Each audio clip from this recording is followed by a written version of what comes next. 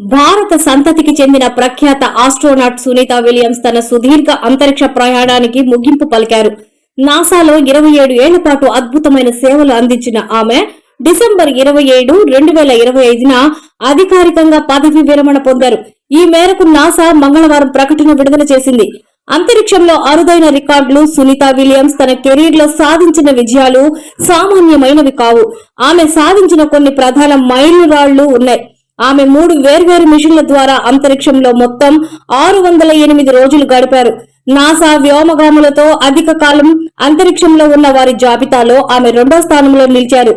ఆమె మొత్తం 9 సార్లు అంతరిక్షంలో నడిచారు. సుమారు 62 గంటల 6 నిమిషాల పాటు స్పేస్ వాక్ చేసి ఒక మహిళా వ్యోమగామిగా అత్యధిక సమయం అంతరిక్షంలో గడిపిన రికార్డును సొంతం చేసుకున్నారు. అంతరిక్ష కేంద్రంలో ఉంటూనే మార్గాన్ పూర్తి చేసిన ప్రపంచపు మొదటి వ్యక్తిగా ఆమె చరిత్ర సృష్టించారు. నాసా అడ్మినిస్ట్రేటర్లు సునీతను కొనియాడుతూ ఆమె సాధించిన విజయాలు రాబోయే తరాలకు, ముఖ్యంగా కలలు కనే యువతకు పెద్ద స్ఫూర్తినిస్తాయని పేర్కొన్నారు. ఆమె రిటైర్మెంట్ ఒక సువర్ణ అధ్యాయానికి ముగింపు అని చెప్పవచ్చు.